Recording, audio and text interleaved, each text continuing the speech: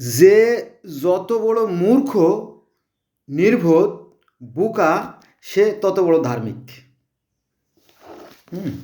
হ্যাঁ, এটা আমি প্রমাণ করে দেব। আপনারা যদি আমার সাথে থাকেন। নবী মুহাম্মদ সাল্লাল্লাহু আলাইহি সাল্লাম চাইছিলেন যে এই পিছিয়ে পড়া এই জাতির জন্য আমি একটা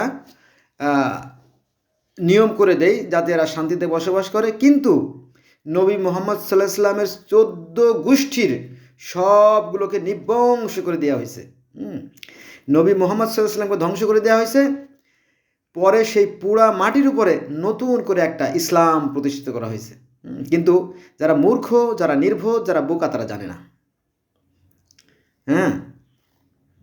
এটা আমি বলবো যে এই ধর্মগুলো মূলত মানুষের সাথে মানুষের হিংসা, বিদ্বেষ এবং ঘৃণা থেকে সৃষ্টি। কিন্তু সৃষ্টিকর্তার বিধানের কোনো পরিবর্তন নাই, যিনি all in all Almighty creator. Interesting ব্যাপার, যদিও চলেন আমার সাথে চলেন, শুরু করি, ভালো লাগবে। আমরা আগে ঘটনা শুরু করার আগে কিছু কথা বলে নিই। সেটা হচ্ছে যে এই যে আমরা পৃথিবীতে 800 কোটি মানুষ আছি, আমাদের একজনই সৃষ্টিকর্তা। পৃথিবীর প্রত্যেকটা মানুষ সুখে আসে, দুঃখে কাঁদে, শীতে কাঁপে, প্রত্যেক আপুকে মোটামুটি এক। চলেন শুরু করি এবার। নবী মুহাম্মদ সাল্লাল্লাহু আলাইহি সাল্লামের যে ইসলামকে কীভাবে ধ্বংস করা হলো, নবী পরিবারকে কীভাবে ধ্বংস করা হলো, সেই বিষয়টা আলোচনা করি। আপনারা জানেন, আমিও জানি যে নবী মুহাম্মদ সাল্লাল্লাহু আলাইহি সাল্লাম যখন ইসলাম প্রচার শুরু করলো, কেন শুরু করলো জানেন? যখন পৃথিবীতে ইসলাম প্রচার শুরু করা হলো আজ থেকে 1448 বছর আগে, তখন কিন্তু পৃথিবীতে শত শত হাজার হাজার ধর্ম এসে গেছে। যেমন গ্রিক ধর্ম, রোমান ধর্ম, মিশরীয় ধর্ম, অ্যাজটেক ধর্ম, মায়ান ধর্ম, ইনকা ধর্ম, ডগন ধর্ম, কনফুসিয়াস ধর্ম, তাও ধর্ম, সিন্তু ধর্ম, সনাতন ধর্ম, বৌদ্ধ ধর্ম, অসংখ্য অসংখ্য ধর্ম যখন এসে গেছে, তখনও কিন্তু এই আরবের পিছিয়ে পড়া একটা জাতি ছিল, তাদের কোনো ধর্ম তখন আসে নাই। আবার আসে নাই বললেও ভুল হবে। নবী মুহাম্মদ সাল্লাল্লাহু আলাইহি ওয়াসাল্লাম যখন আরবে ইসলাম প্রচার শুরু করেন, তখন কিন্তু স্টিল নাও 4টে ধর্ম ছিল। এটা আছে প্যাগান অর্থাৎ সনাতন বা হিন্দু, এটা আছে হানাফাইট, ইহুদি, খ্রিস্টান। এর ভিতরে সবাই কিন্তু সৃষ্টিকর্তায় মানত, সৃষ্টিকর্তায় মানত বলে তো আরাধনা করত। তবে তাদের পদ্ধতি ছিল ভিন্ন, তাদের ভাষা ছিল ভিন্ন, তাদের নিয়মকানুন ছিল বড়, তাদের সংস্কৃতি ছিল ভিন্ন। এই যা পার্থক্য, আর মৌলিক কোনো পার্থক্য নাই। এবার শুরু করি মূল বিষয়। নবী মুহাম্মদ সাল্লাল্লাহু আলাইহি ওয়াসাল্লাম কী করলেন? এই পিছিয়ে পড়া জাতির জন্য একটা ধর্ম প্রবর্তন শুরু করলেন। হে অসভ্যর দল, সারা পৃথিবীতে যখন জয় জয়কার, তখন তোরা পিছিয়ে পড়ে আসিস। ব্যাপারটা এরকম যে আমাদের কবি কাজী নজরুল ইসলাম বলছে যে বিশ্ব যখন ছুটে চলেছে, আমরা তখন বসে বিবি তালাকের ফতোয়া খুঁজেছি ফিকাহ কিতাব শেষে। বিশ্ব যখন জ্ঞান বিজ্ঞানের অগ্রগতি, উন্নয়নের সাধনের ফলে তারা মহাশূন্যে পাড়ি দিচ্ছে, আর আমরা তখন ফিকাহ কিতাব নিয়ে বহুত ছাড়ি নিয়ে আমরা দ্বন্দ্বে লিপ্ত, অনেকটা এরকম আর কি। চলেন নাম্বার 1, নবী মুহাম্মদ সাল্লাল্লাহু আলাইহি ওয়াসাল্লাম যখন ইসলাম প্রচার শুরু করলেন, তখন তার পথে পথে প্রতিরোধ, দুর্বার আন্দোলন। আবু লাহাব বলে দিল যে ওই মুহাম্মদ রে জিহানে পাবি সেহানে পিটাবি, আমার নির্দেশ। কার? আবু লাহাবের নির্দেশ। আচ্ছা, আপনারা জানেন তাকে নবী মুহাম্মদ সাল্লাল্লাহু আলাইহি ওয়াসাল্লামকে পাগল, উলমাদ, মূর্খ, কত কিছু বলা হয়েছে। তা বলুক, তাতে আমাদের কোনো দুঃখ নাই। কিন্তু তার পিঠের উপরে এমনভাবে উটের নাড়ি বুড়ি চেপে দেওয়া হয়েছে যে তিনি আর নিঃশ্বাস নিতে পারছে না। পরে তাড়াতাড়ি মা ফাতেমার কাছে খবর গেছে, তোমার বাপরে তো মারে ফেললো মানুষে। তখন মা ফাতেমা দৌড়ে যায়, পরে সে নাতি রুড়ি বুড়ি পিঠের উপর থেকে ধাক্কা মেরে সরায়। পরে নবী মুহাম্মদ সাল্লাল্লাহু আলাইহি ওয়াসাল্লাম নিঃশ্বাস নেন। কি অত্যাচার না করছে নবীর পর, দেখেন। তারপরে নবীরকে 3 বছর জেলে দেওয়া হয়। জেল, আবু লাহাব ছিল রাজা, তো 3 বছর নবী মুহাম্মদ সাল্লাল্লাহু আলাইহি ওয়াসাল্লাম জেল খাটেন। আচ্ছা, নবী মুহাম্মদ সাল্লাল্লাহু আলাইহি ওয়াসাল্লামের মাথা ভেঙে দেওয়া হয়। মাথার ভিতরে লোহার টুপি ভেঙে ঢুকে যায় একটা ঘটনায়। তারপর উহুদের ময়দানে নবী মুহাম্মদ সাল্লাল্লাহু আলাইহি ওয়াসাল্লামের দাঁত ভেঙে যায়। তায়েফের ময়দানে নবী মুহাম্মদ সাল্লাল্লাহু আলাইহি ওয়াসাল্লামের পুরো শরীর রক্তাক্ত হয়ে যায়। তাই না? শুধু কি এখানে শেষ? গালাগালি মারামারি কাটাকাটি কি শেষ? না, এমন অত্যাচার করছে, এই কুরাইশদের প্রবল অত্যাচার এবং নিষ্ঠুর উৎপীড়নে প্রত্যক্ষভাবে ক্ষতিগ্রস্ত বিশ্বের মহামানব, সর্বশ্রেষ্ঠ মহামানব হযরত মুহাম্মদ সাল্লাল্লাহু আলাইহি ওয়াসাল্লাম কী করলেন? মক্কা থেকে মদিনায় চলে যেতে বাধ্য হলেন। শুধু চলে যেতে না, না, পালিয়ে যেতে বাধ্য হলেন। কত নির্মম, কত বিশ্বাসঘাতক এই আরব জাতি! আরও প্রমাণ লাগবে? চলেন শুরু করি।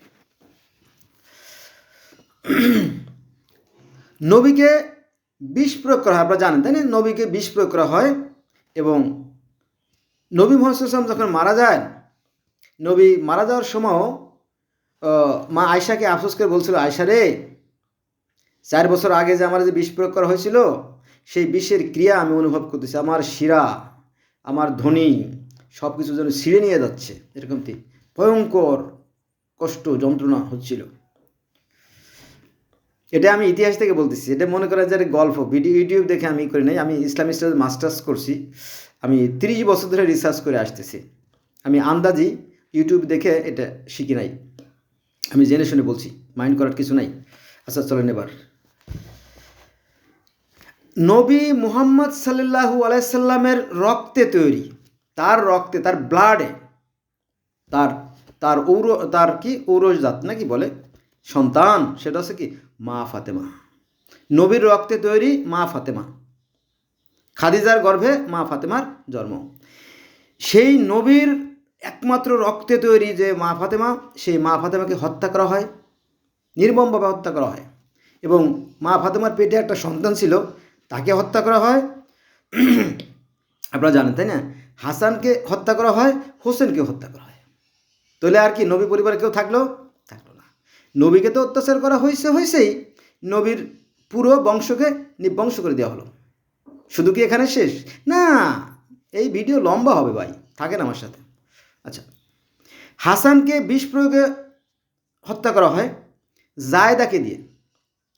এখানে মাবিয়া একটা ঘোষণা দিয়েছিল যে, জায়দা, তুমি যদি হাসানকে হত্যা করতে পারো, তাহলে তোমাকে আমি আমার পুত্রের সঙ্গে বিবাহ দেব, তুমি হবা কি রাজ পরিবারের বধূ, তোমার সুখ শান্তি আরাম আয়েশ কিছুই অভাব হবে না, একেবারে স্বর্গের চেয়ে বেশি সুখ পাবা।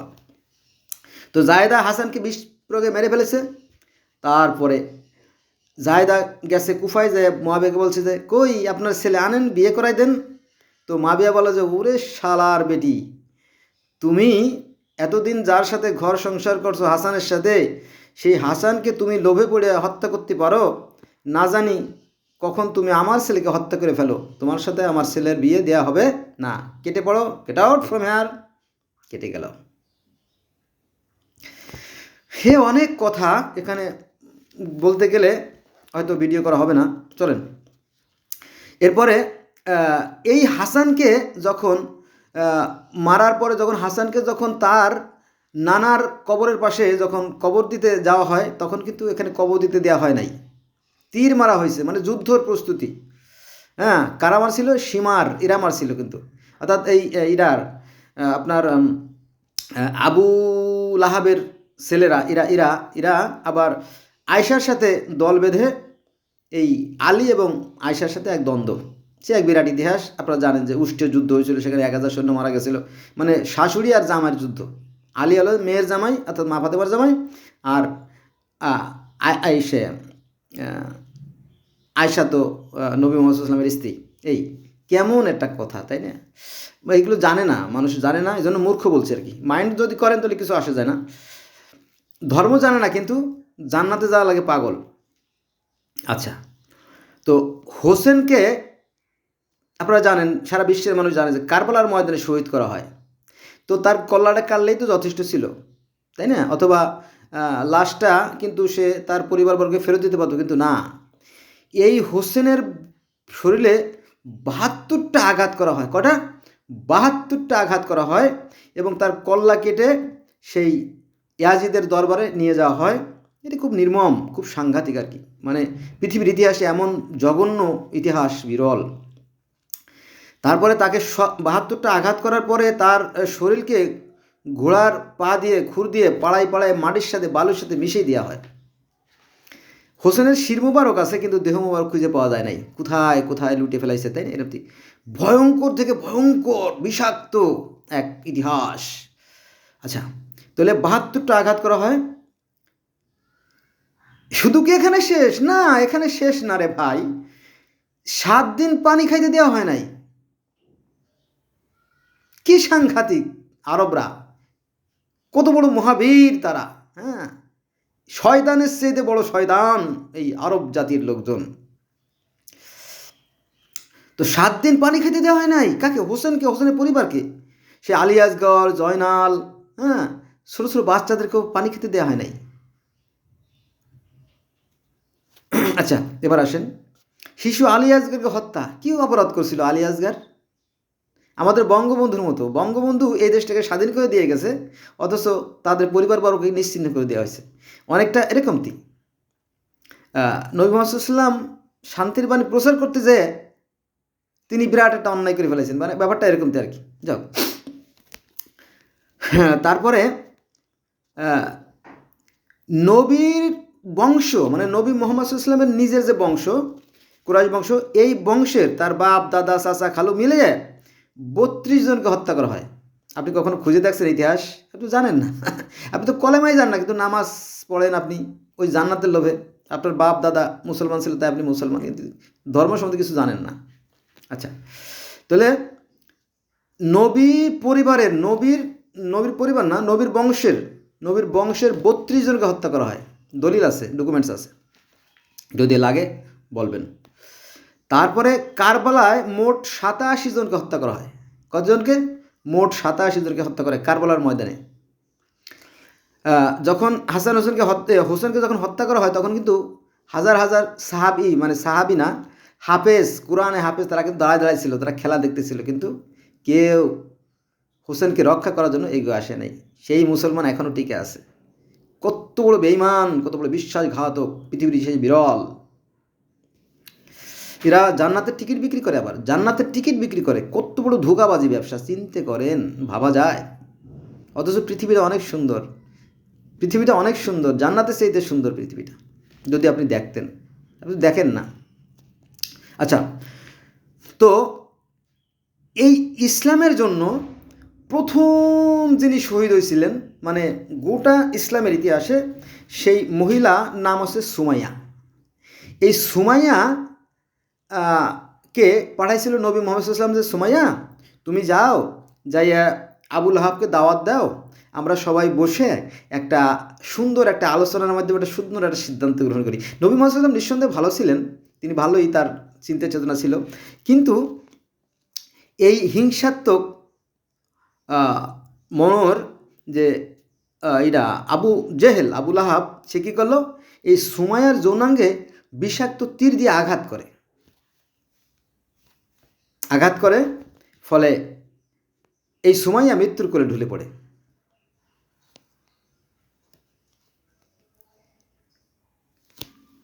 আচ্ছা, গেল, সুমাইয়ার বংশ শেষ। এই সুমাইয়ার আর একটা ছেলে ছিল, তার নাম আছে আম্মার ইবনে ইয়াসির। অনেকেই জানে না, এই সুমাইয়া, যে সুমাইয়াকে আবুল আহাব হত্যা করলো, সেই সুমাইয়ার একটা ছেলে ছিল, তার নাম আম্মার ইবনে ইয়াসির। যে তার মায়ের হত্যাকারী, সে কি তার দলে থাকবে বলেন? থাকবে কখনো? যদি যোগ্য ছেলে হয়, কখনোই না। এই আম্মার ইবনে ইয়াসির ছিল ইসলামের একজন প্রধানতম বীর, এবং আজীবন তিনি ইসলামের জন্য সংগ্রাম করে গেছেন। তো এই আম্মার ইবনে ইয়াসিরকে আবার এই মুয়াবিয়া হত্যা করে। কে? এই মুয়াবিয়া হত্যা করে। আচ্ছা, এবার আসেন, ওই যে আলীর সাথে মুয়াবিয়ার যে যুদ্ধ হয়েছিল, সিফিনের যুদ্ধ, এটা অনেকেই জানে না, সাধারণ মানুষ জানে না। তো এই যুদ্ধে প্রায় ৭৫,০০০, কেউ বলে ৮০,০০০, কেউ বলে ৮১,০০০, যাক এই পরিমাণ সৈন্য নিহত হয়, চিন্তা করেন। তো এই যুদ্ধে যখন আলীর জয়লাভ হচ্ছিল, আলীর পক্ষে বহু লোক ছিল, আলীর যখন জয় হয়ে যাচ্ছিল, ঠিক ওই মুহূর্তে মুয়াবিয়া বর্ষার আগায় কোরআনের পাতা তুলে শান্তি প্রস্তাব করছিল। এটা ছিল শান্তি প্রস্তাব না, এটা মূলত ছিল ধোঁকাবাজি, প্রতারণা। আজকে যারা ইসলামের কর্ণধার,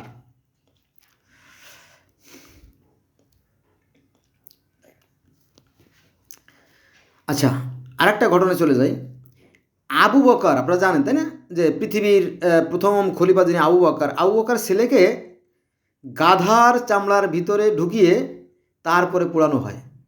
এটা যেন আলু সেদ্ধ করার মতো, মাংসের কিমা বানানোর মতো, কাবাব বানানোর মতো আর কি। তো আবু বকরের ছেলেকে গাধার চামড়ার পিছনে ঢুকিয়ে পুড়িয়ে হত্যা করা হয়। এটা করছিল কে? এই মাবিয়া। এটা ইতিহাসের কথা, কিন্তু মাইন্ড করবেন না। আচ্ছা এবার আসেন, ওই যে মনে আছে যে কারবালার ময়দানে হোসেনকে হত্যা করা হয় এবং 70টা মাথা বস্তায় ভরে উটের পিঠে করে বা গাধার পিঠে করে সেই মাবিয়ার দরবারে নিয়ে যাওয়া হয়। তখন মাবিয়া একটা কবিতা বলছিল, আজই যদি থাকতো বেঁচে আমার পুরাতন, কি কাম করেছি আমি আমি সনাধন। আমি বানাই বললাম, মাইন্ড করেন না, আমি তো আর কবি নই। তো এখানে হয়েছে কি, যখন এজিদের দরবারে যখন সেই কাটা মাথা নিয়ে যাওয়া হয়, তখন হোসেনের যেই কাটা শির বা মাথা দেখে এই ইয়াজিদ একটা গান গাইছিল যে, আজকে যদি আমার পূর্বপুরুষেরা বেঁচে থাকতো তাহলে তারা দেখতে পারতো যে আমি আজ বদরের যুদ্ধের বদলা নিলাম। এই নবী মুহাম্মদ সাল্লাল্লাহু আলাইহি ওয়াসাল্লামের প্রথম শত্রুতা হয়েছিল এই আপনার উতবা, সাইবা, রাবেতা এদের সাথে, অর্থাৎ এই আবু সুফিয়ানের শ্বশুর এবং আবু সুফিয়ানের শালা অর্থাৎ হিন্দার বাবা এবং ভাই এদের সাথে যুদ্ধ হয়েছিল।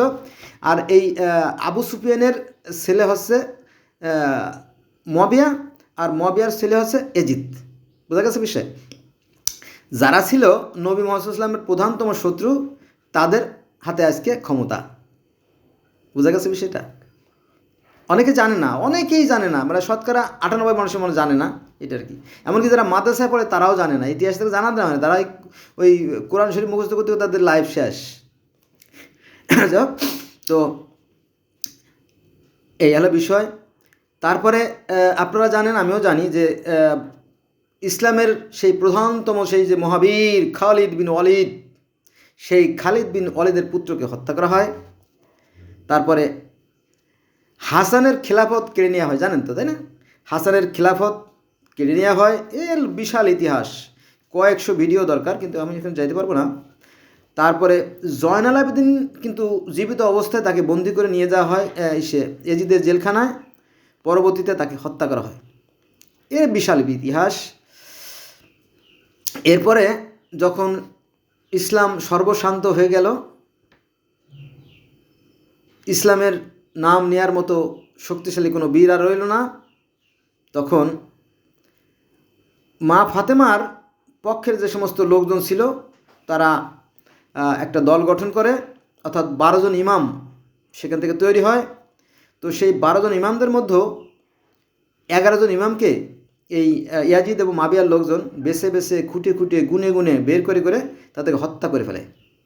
তখন ইমাম মাহেদি নামে একজন ছিল, ইমাম মেহেদি, সে দেখলো যে আর রক্ষা নাই, ওরা নবীর বংশের কাউকে রাখবে না, একজনকেও রাখবে না, একজনকে, নট সিঙ্গেল পারসন, একজনকে রাখা হবে না, নবীর নাম যে বলবে তাকেই হত্যা করা হবে। তখন এই ইমাম মাহেদি আত্মগোপন করে। ইমাম মাহেদির অনেক কাহিনী আছে, ওই মানে আল্লাহ পাক পাহাড় দিয়ে ঘিরে দেয়, পরে পাহাড় সেটে বের হতে যায়, পরদিন সেই পাহাড় বন্ধ, এ নিয়ে বিশাল কাহিনী আছে, সেখানে যাবো না, গেলে ভিডিও বড় হয়ে যাবে না আর বলা সম্ভাবনা নেই। আচ্ছা এবার আসেন,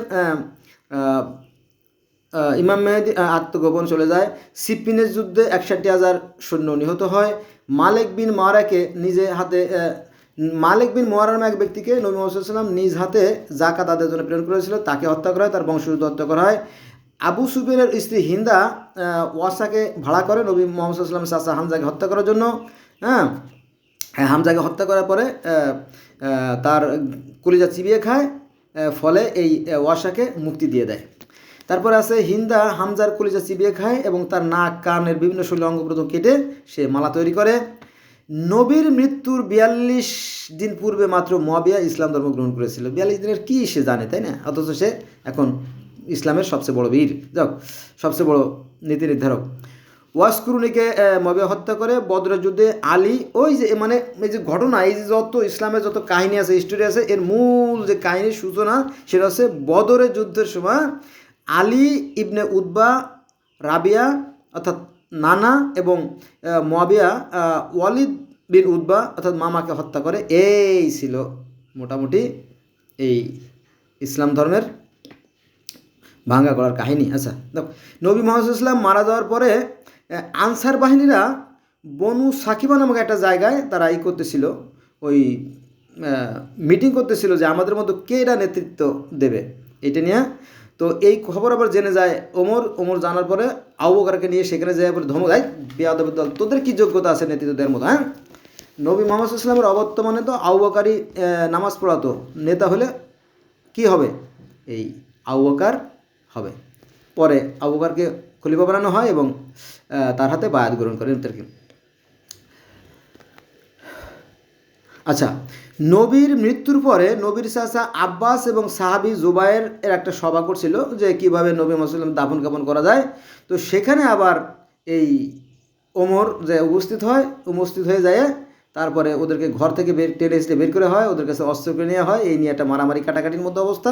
এই কয়ে যে বেশি বাড়াবাড়ি করলে পরে তোর ঘরে আগুন লাগাই দেবো মা ফাতেমা। হ্যাঁ, আমি আবু বকরকে খলিফা নির্বাচন করছি, তুইও আবু বকরকে মেনে নে। তো বলো যে এটা কীভাবে সম্ভব? আব্বাজান তো বেঁচে থাকা অবস্থায় যে গাদিরে খমে সেই বিদায় হজের সময় বলে গেছে যে নবী মরার পরে যে হবে নেতা হবে সে হবে আলী, কিন্তু আপনি কারে আলী মানাইছেন? এই নিয়ে আবার বিশাল কাহিনী। যাক, মা ফাতেমার ঘর থেকে জুবায়ের অস্ত্র কেড়ে নিয়ে ওমর নিয়ে যায়। গাদিরে খোম নামক ওই যে ঘোষণা দিছিল না, সেখানে আলী ছিল বৈধ খলিফা। এটা হচ্ছে মা ফাতেমার কথা যে বৈধ তো সে, আপনার অবৈধভাবে কেন অন্যকে ক্ষমতা দিচ্ছেন? এই নিয়ে দ্বন্দ্ব, অনেক কাহিনীর ভাই। নবীর মৃত্যুর পূর্বে নবীর মৃত্যুর ঠিক আগ মুহূর্তে কিছুটা লিখতে চাইছিল, তখন কাগজ কলম চাইছিল, কিন্তু ওমর সেই কাগজপত্র কেড়ে নিয়ে ফেলায় দেয়। উনি অসুস্থ, আবল তবল বলতেছে, আমাদের কাছে কোরআন আছে না, ওতেই যথেষ্ট হবে, বাদ দাও এগুলো। হ্যাঁ, তখন নবী মুহাম্মদ আমার রেগে যায়, এই বেয়াদবের দল, বেরো ঘর থেকে, আমার একটু শান্তিতে মরতে দে। অনেক কাহিনী, মরার সময় শান্তি দেয় নাই নবী মুহাম্মদ। চিন্তা করেন, আর এরা শান্তির কথা বলে। যে নবীরে জন্ম থেকে মৃত্যুর সময়, মৃত্যুর পূর্ব মুহূর্ত পর্যন্ত একটু শান্তি দেয় নাই যে নবীরে, তারা আবার শান্তির কথা বলে। কি অদ্ভুত, তাই না? যাও, আবু বকরকে খলিফা হওয়ার মাত্র 10 দিনের মাথায় ফাদাকের যে জমিটা ছিল, তো মা ফাতেমার যে জমিটা ছিল সেই জমিটা কেড়ে নেওয়া হয়। তো নবী মুহাম্মদ সাল্লাল্লাহু আলাইহি ওয়াসাল্লাম খাবে কি? মা ফাতেমা কচু, নবীর যে সম্পত্তি ছিল সেটা মা ফাতেমাকে কেড়ে নেওয়া হয়। এই আবু বকর ওমর মিলে এটা করছে। আচ্ছা, আবু বকরের জমি ফেরত দিতে গেলে ওমর সেই কাগজ কেড়ে নিয়ে, আবু বকর প্রথমে মা ফাতেমার জমিটা কেড়ে নিয়ে গেল। নিয়ে যাওয়ার পর চিন্তা করলো যে না, এটা নেওয়া ঠিক হয় নাই, এই মা ফাতেমার জমিটা মা ফাতেমা ফেরত দেই। তখন মা ফাতেমাকে ফেরত দেওয়া হলো। ফেরত দিলে সেই দলিলটা আবার আবু বকর দ্বিতীয়বার ছিঁড়ে ফেলে দেয়, না ওকে জমি দেওয়া যাবে না, এই জমিটা থাকবে, আমরা যুদ্ধ লাগে তাহলে ওর ব্যয়ভার আমরা এখান থেকে বহন করব, এই যে আয় হবে। ফাদাকের জমি, এটা নিয়ে আর এক কাহিনী আছে, ফাদাকের জমি নিয়ে, ওটা আরেকদিন শুনেন। তো এই যে একটা বিষয় আপনাদেরকে বলা দরকার যে মা ফাতেমার সাথে এই আয়েশার বা আলীর সাথে আয়েশার কি দ্বন্দ্ব, কেন দ্বন্দ্ব হয়েছিল জানেন? এই দ্বন্দ্বের কাহিনী কিন্তু কোরআনে আছে। ওই যে বনু মুত্তালিকের ঘটনা, বনু মুত্তালিকের যুদ্ধ থেকে ফিরে আসার পথে মা আয়েশা পিছিয়ে পড়ে যায়। তখন ওই কাফেলা একটা কেলেঙ্কারির একটা ঘটনা, যে নবী মুহাম্মদ সাল্লাল্লাহু আলাইহি ওয়াসাল্লাম বৃদ্ধ হয়ে গেছে, আয়েশার যৌন চাহিদা মেটাতে পারে না, সাহাবীদের সাথে তার অবৈধ সম্পর্ক, এই নিয়ে একটা দ্বন্দ্ব সৃষ্টি হয়। এবং নবী মুহাম্মদ সাল্লাল্লাহু আলাইহি ওয়াসাল্লাম আলীরে বলে, আলীরে আমি কি করব, আমার মাথায় তো কাজ করতেছে না বাবা। তখন বলো যে আপনি আয়েশারে তালাক দেন। হ্যাঁ, কি আমারে তালাক দিতে কইছে জামাই? এই এলো আলীর সাথে মা আয়েশার শত্রুতার মূল কারণ, যেটা পরবর্তী জীবনে অনেক কাহিনী ঘটে গেছে, যেটা বলা একটা ভিডিওর পক্ষে সম্ভব না। 24 মিনিট হয়ে গেছে বন্ধুরা, যদি আমার সাথে থাকেন তাহলে আমি আস্তে আস্তে আপনাদেরকে এই বিষয়গুলো জানাবো। আয়েশার সাথে আলীর যুদ্ধে 12,000 নিহত, ওই যে আয়সার সাথে আলীর একটা যুদ্ধ হয়, জানেন তো, উষ্ঠের যুদ্ধ আর কি। উষ্ঠের যুদ্ধ আর সিফিনের যুদ্ধ কিন্তু আলাদা। তো নবীকে বিষ প্রয়োগের কাহিনী, এ নিয়ে অনেকের আপত্তি আছে যে আয়সা নাকি বিষ প্রয়োগ করছে, এরকম একটা ধোঁয়াশা পাওয়া যায় আর কি। যাও, মূল কথায় যাই। আয়সার ভাইকে হত্যা করা হয়, মা আয়সার ভাইকে হত্যা করা হয়। বন্ধুরা, আমি একটা ভিডিও দিয়ে সবগুলো দিতে চাচ্ছি তথ্যগুলো, যাতে আপনারা বুঝতে পারেন, কারণ আমি যদি এখন ভিডিও কেটে দেই তাহলে আপনারা বুঝতে পারবেন না, কারণ টুকরো টুকরো টুকরো মিলানোও বেশ কঠিন হবে, বোঝাও বেশ কঠিন হবে। তাহলে এই আয়সার ভাইকেও হত্যা করা হয়। কে? এই মুয়াবিয়া ইজদের গোষ্ঠী হত্যা করে। আবু বকর মুয়াবিয়া এক পুত্রকে সিরিয়ার সেনাপতি। দেখেন, আবু বকর যখন ক্ষমতায় যায় তখন এই ইসলামটা কীভাবে ধ্বংস হয়ে গেল তার কাহিনী। আবু বকর যখন মুয়াবিয়ার এক পুত্রকে সিরিয়ার সেনাপতি, আবার আরেকজনকে যখন গভর্নর বানাতে দিল, ক্ষমতা হলো দুইটা, একটা আছে কি প্রশাসনিক, একটা আছে অর্থ। এই দুইটাই তো সবচেয়ে বড় ক্ষমতা, সৃষ্টিকর্তার পরেই দুইটা ক্ষমতা। আমরা বলি যে মান ইজ দ্য সেকেন্ড গড। তো টাকা, অর্থাৎ সেই ধন ভাণ্ডার এবং মানে সেনা শক্তি সবই তো পেয়ে গেল, তখন তো আর তাকে পায় কোথায়? এই ইসলামটা চলে গেল অন্যের হাতে, অর্থাৎ নবী মোহাম্মদ সাল্লামের যে হাতের যে গড়া যে ইসলাম, সেটা চলে গেল তার শত্রু বাহিনী, অর্থাৎ ইয়াজিদ এবং মাবিয়াদের হাতে। এবার আসেন উমাইয়া ছিল নবীর প্রথম এবং প্রধান শত্রু। মাত্র 2 বছরের মাথায় এত ক্ষমতা তাদের হাতে চলে যাওয়ার ফলে তারা বেহুশ হয়ে গেল। পরে বাকি 91 বছর ধরে নবীর পক্ষের যারা ছিল তাদেরকে আস্তে আস্তে মেরে তীরদর নিশ্চিহ্ন করে দেওয়া হলো এবং মসজিদে মসজিদে গালাগালির ব্যবস্থা করা হলো, নবীর নাম কেউ যাতে না নিতে পারে। এ এক বিরাট কাহিনী, সেখানে যাওয়া যাবে না, ভিডিও বড় হয়ে যাচ্ছে। তো 91 বছর উমাইয়ারা এককভাবে, 91 বছরে নবী মুহাম্মদ সাল্লাল্লাহু আলাইহি ওয়াসাল্লাম মরে যাওয়ার পরে তার বিপরীত শক্তি, অর্থাৎ নবীর শত্রুপক্ষ 91 বছর ধরে এককভাবে ক্ষমতায় থাকার ফলে ইসলাম এর চিত্র উল্টে যায় আর কি। এখন যারা আছে নিরীহ, যারা আলেম ওলামা ভাইরা আছে, তাদেরকে আমি দোষ দেবো না। জীবন রক্ষার জন্য, আত্মরক্ষার জন্য, নিরাপত্তার জন্য অনেক কিছু করার দরকার আছে, ঠিক আছে, কিন্তু আসলে নবীর সেই ইসলাম মাত্র 30 বছর ছিল, সেই ইসলাম আর এই ইসলাম এক ইসলাম না। যাক, তারপর আপনারা জানেন, আমিও জানি যে মসজিদে মসজিদে গালাগালি 70 বছর ধরে মসজিদে মসজিদে গালাগালি, কার বিরুদ্ধে? নবীর বিরুদ্ধে এবং আলীর বিরুদ্ধে গালাগালি, যাতে বিশ্ববাসী জানে। চিন্তা করেন কত হিংসা, কত ঘৃণা, কত বিদ্বেষ থেকে এই ধর্মের জন্ম। আচ্ছা, নবীর মৃত্যুর পর 10,000 সাহাবীকে হত্যা করা হয়, আর এক ধাপে 360 জন সাহাবীকে হত্যা করা হয়, তারপরে কাবাগিরি আগুন লাগাই দেওয়া হয়। এই বিরাট বিরাট কাহিনী দরকার।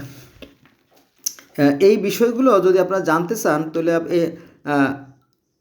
এর একটা আংশিক ইতিহাস আছে, সেটা হচ্ছে আকাবা ইনসিডেন্ট। 630 সালের অক্টোবর মাসে তাবুক যুদ্ধের পর 12 জন মুনাফিক সাহাবা নবীকে মারার জন্য মুখোশ পরে পাহাড়ের আড়ালে লুকিয়েছিল। পরে তারা ধরা খায় আর কি। নবীকে মারার জন্য অনেকবার অনেক অ্যাটেম, যেমন শেখ হাসিনাকে মারার জন্য অনেক চেষ্টা করা হয়েছে, এরকমটি বেশিরভাগ এই তো মারা যায়, মেরে ফেলায় মানুষ। তা হুজাইফা এবং অন্যান্য 12 জনের মধ্যে হুজাইফা এবং অন্যান্য ছিল আর কি, ওখানে যাবো না, ভিডিও বড় হয়ে যাচ্ছে। এরপরে নবীর বর্ম বিক্রি করে ইহুদের কাছে নবীর খাবার জোগাড় করে, এগুলো মিথ্যে কথা।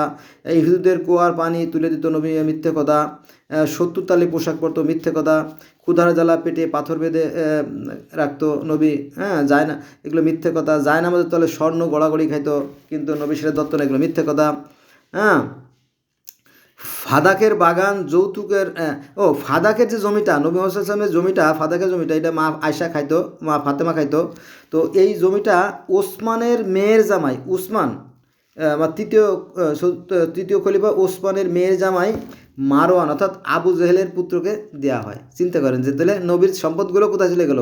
তার শত্রুর হাতে, কারণ আবু জাহেল তো ছিল নবীর শত্রু, তো সেই শত্রুর ছেলের হাতে চলে গেল আর কি এই জমিগুলো। দেখেন, সব কেড়ে নিয়েছে নবীর কাছ থেকে, সব কেড়ে নিয়ে গেছে।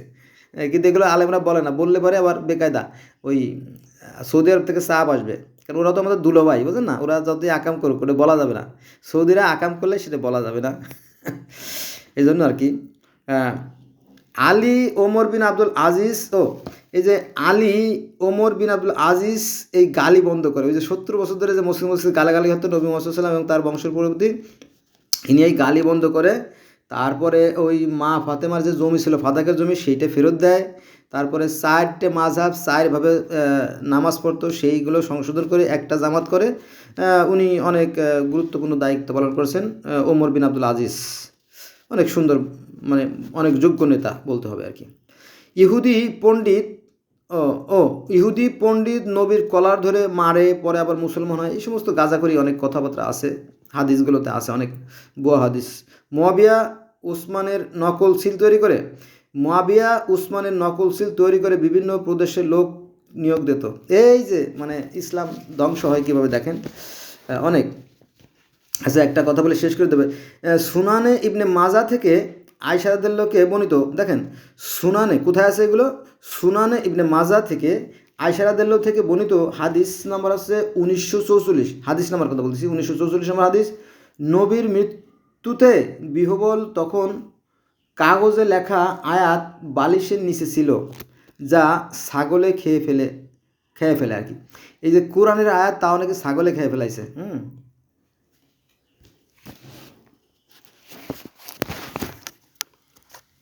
বন্ধুরা, কারেন্ট চলে গেছে, সরি ফর দ্যাট, আমি আর আলোচনা করতে পারলাম না আর কি। আমার ভুল ত্রুটিগুলো হলে ক্ষমা সুন্দর দৃষ্টি রাখবেন।